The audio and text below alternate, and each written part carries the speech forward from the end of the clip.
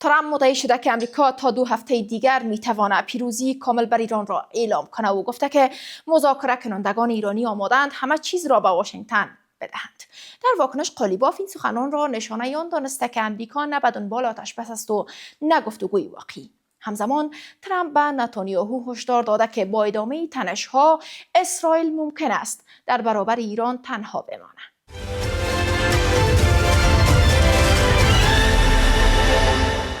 سلام، به نبض خبر از آفاق خوش آمدید. برای بحث بیشتر روی این موارد با آقای نجیب الرحمن شمال، آگاه روابط بین الملل از طریق نت وصل هستیم.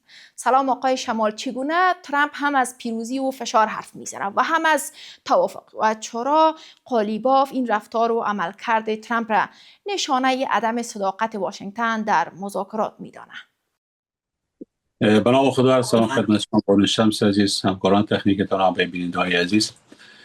ببین آقای ترامپ بار اول نیست که چنین سخنان بلند بالایی را میزنه. از آغاز جنگ وقتی که اینا تصمیم داشتن فکر میکردن با موقع رفوشی که به ایالات متحده آمریکا داشت و ترس و حراسی که دنیا از اینا داشتن، فکر میکردن با حساب زورگویی و قلدرگری و تهاجم‌های نظامی میتونن به مقاصد خود برسن. ولی ببینید دنیا شرایط امروز تغییر کرده. ایران همچنان تغییر کرده، اسرائیل تغییر کرده، کشورهای منطقه تغییر کردن و او خواستایی را که دیروز ایالات متحده آمریکا از کشورهای عربی مثلا داشت دیگه ندارن. به خاطر اینکه اینا دیدن که در هیچ اقدامات خود، در هیچ وعده‌های خود متاسفانه ایالات متحده آمریکا وفادار نیست و نمیتونه از شرکای استراتژیک خود در مناطق مختلف دنیا دفاع بکنه و این خودش یک نقطه استحکاک در بین سیاست‌های آمریکا و کشورهای عربی و در منطقه خلیج فارس به وجود آوردن. ببینید وقتی که ما می‌بینیم وقتی آتش بس هم مطرح میشه، آتش بس هم کاملا شکننده است. همین آتش بس که همی فعلا هم دیشب به طرف بین اسرائیل و ایران گفته شده، اما اسرائیل کاملا آرام نبود. ما دیدیم که دیشب هم حملات از طرف حوثی ها از جنوب لبنان به شمال اسرائیل ادامه داشت. گرچه بیان اسرائیل و ایران که مطلبی نبود، اما صلح و امنیت کامل یا آتش بس کامل بر اسرائیل حکم فرمان نشد، به خاطر از اینکه وعده هایی که آقای ترامپ در قسمت تامین صلح و یا گفتگوها یا رسیدن به تفاهم میشه، متاسفانه یا از جانب خودشان یا از جانب اسرائیل اینا متاسفانه شکننده هستند و نقض آتش بس صورت میگیره. ببینید عالم وقتی که ایران به خاطر عملات تلفی جویانه که از اسرائیل گرفت برای شب، او هم با اساس ادامه عملات نظامی و مداخلت در لبنان بود و دیگر موازی جمهوری اسلامی ایران که اسرائیل را در قرار داده بودند تا به در منطقه تنگه هرمز، بحیره سرخ، همچنان تا به بحیره هند، اینا کشتی‌های ایران مورد ضربه قرار داده بودند که بالاخره ایران مجبور شده از عملات تلفی جویانه را در علیه اسرائیل انجام بده.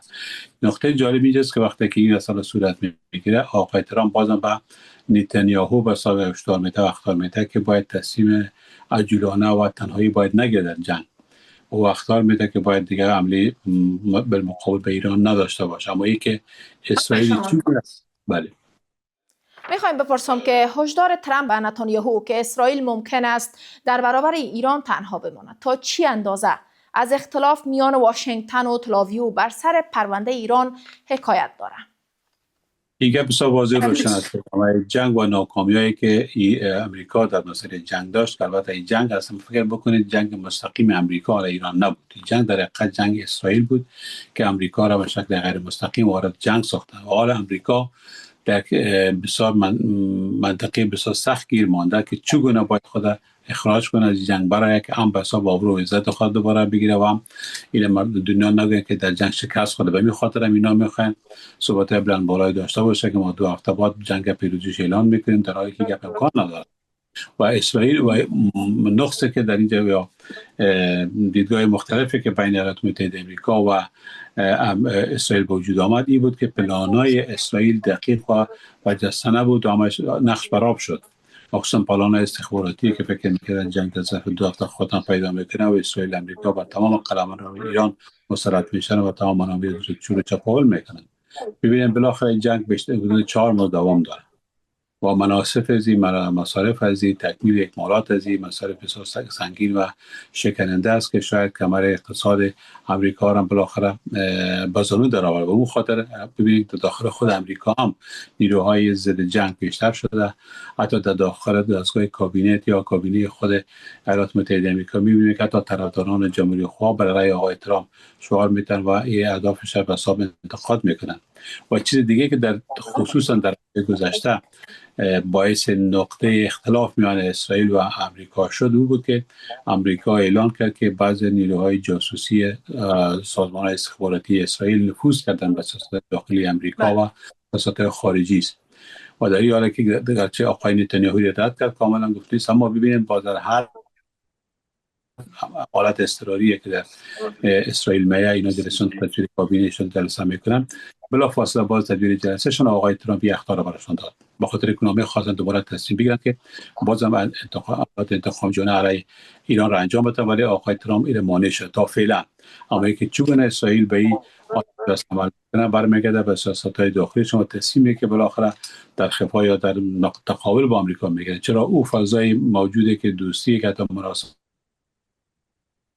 و در غرب امروز هم تفسیر که شنیدیم که حتی مناسبات و دوستانه شخصی که بین آقای نتانیاهو و ترامپ وجود داشت دیگه از بین رفته. چرا او فضای اعتماد دیگه نیست. او پلان‌های کسایی برای امریکا مطرح کرده بود که میتونه در جنگ پیدا شه و نقش برآب شد و این باعث به حساب آبروریزی ایالات متحده آمریکا در تمام دنیا گردیده. آقای شمال، آیا هشدار ترامپ به نتانیاهو به این معناست که امریکا نمیخواهد در یک رویارویی طولانی مدت میان ایران و اسرائیل درگیر شود؟ پس بعد از اینکه امریکا پشت اسرائیل خالی میکنه، اسرائیل با چی سرنوشت در منطقه روبرو خواهد شد؟ ببینید ادامه تلاش‌های اسرائیل به خاطر تقویت نیروهای جنگی به خاطر ازی است که نفوذ خود در منطقه دست نده. چرا اونا هنوزم به فکر امور به وجود آوردن اسرائیل بزرگ یا اسرائیل کبرا هستند.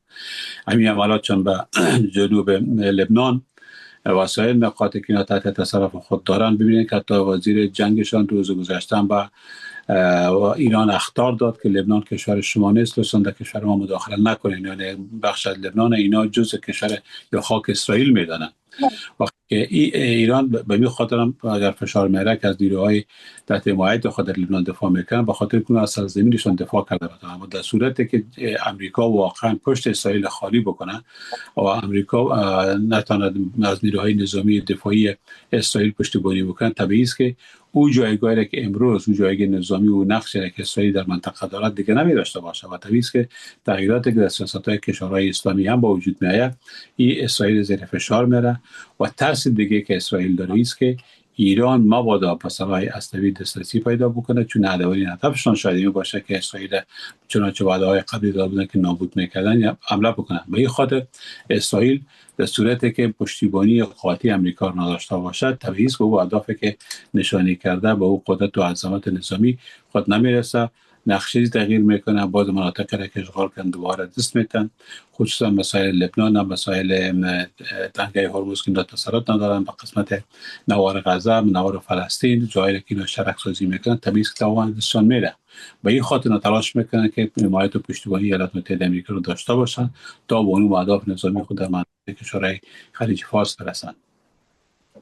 در مجموع تحولات اخیر از کاهش تنش میان تهران و واشنگتن خبر می‌دهد یا تنها شکل رقابت و فشارها در حال تغییر است در منطقه؟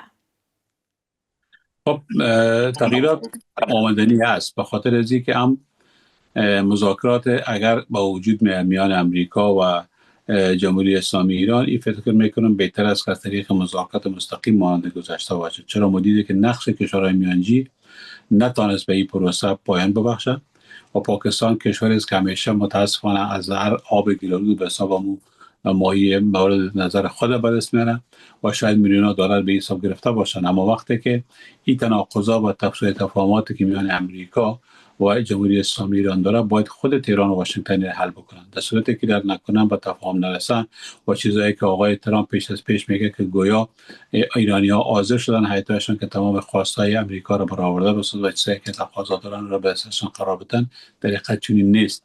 یعنی ما می‌بینیم که در تصمیم گیری جنگ امروز ایران دست بالا داره به این خاطر از نگاه مورال نظامی و سیاسی اینا میخواین باز هم ایران زیر فشار قرار بدن و وعده های بدن که ما گویا دو هفته بعد جنگ پایان اعلام میکنیم و به تمام پیروزی خود در جنگ میرسیم و ایران مجبور است تمام خواستهای ما رو برآورده بسازد، در حالی که توپ امروز در میدان جمهوری اسلامی ایران قرار داد. اینا هم فشار میارن برای امریکا که باید شرایط را قبول بکنن و اینجا ببینید که این مسئله تقریبا برای امریکا یک مسئله حیثیتی را گرفت. اگر خواستای ایران را قبول میکنن، اگر خواستای جامعه جهانی را قبول میکنن، ببینید تمام دنیا از اون تقاضا که در اتحادیه اروپا اینا پشتشان خالی کرد، پشتیبانی از امریکا نکردن.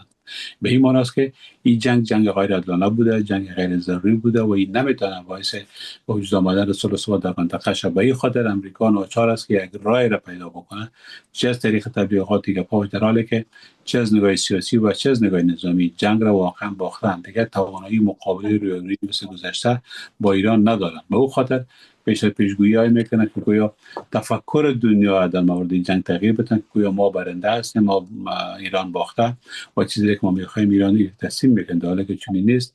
ایران قدرت و عظمت خود به دنیا ثابت ساخت و این ثابت کرد که ببینید ادعای میشه که اینا تو نیروی نظامیش از بین بردن، استخباراتشان از بین بردن، با وجودی که بیشتر از 40 نفر شخصیت‌های سیاسیشون ترور شد، اما نه حکومت سقوط کرد، نه نظامشون سقوط کرد، نه ساختارهای نظامیشون، نه بحری، نه قایوی چیزشون. هنوز دفاع میکنن.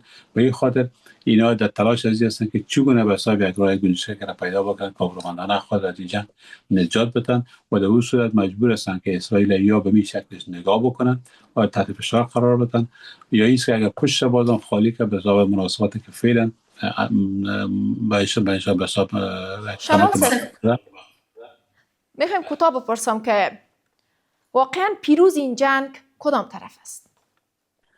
ببینید در جنگایی که امروز صورت میگیره به صورت قطعی گفتن نمیده کی پیروز میشه کی شکست میخوره. اینجا تفاهم‌نامه موجود به وجود بیاد. به خاطر به وجود آمدن یک توافق مجبور هستن که دو طرف گذشت بکنند.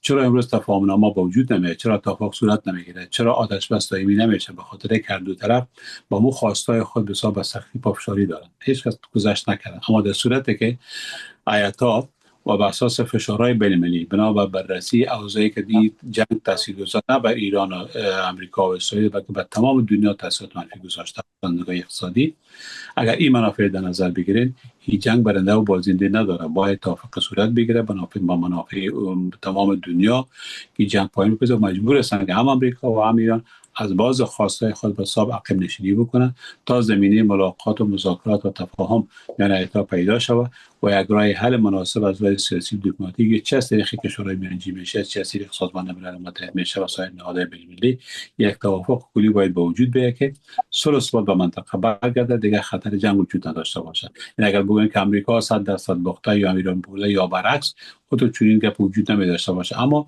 فعلا در جنگ دست بالا ایران داره. بازم گفتم میتونه که اینا میتونن فشارهای رو برای امریکا وارد بکنن که منطقه را تخلیه بکنن. بالاخره اگر بازو صورت شود که اینا شکست جنگ قبول بکنن، بر اساس قوانین بین‌المللی اینا باید غرامات جنگی هم بپردازن. این چیزی است که امریکا بازو را قبول نمیکنه. به این خاطر کوشش میکنه که یک راه تفاهم میانه پیدا شود تا هم اینا از جنگ راه پیدا بکنن، از منطقه خارج شون و هم با او اهدافی که پلان داشتن نرسیدن، یک تفاهم نسبی بین امریکا و ایران به وجود بیاد. ببینید اگر امریکا امروز وقتی فشار میاره سر ایران، اگر ایران بگه که بله ما به طور مثال اگر عاید داره که ما روزانه از عبور و مرور کشتی‌ها و صورت اقتصادی به دست میاره با امریکا نصف میکنه، یک سال بعد جنگ پایان میپذیره. چون مسئله اقتصادی است و این خاطر ایران هنوز مسئله قبول نکرده، وضعیت جنگی تغییر میکنه، رفت و آمدها تغییر میکنه، قوانین دیگه در تنگه هرمز تغییر میکنه.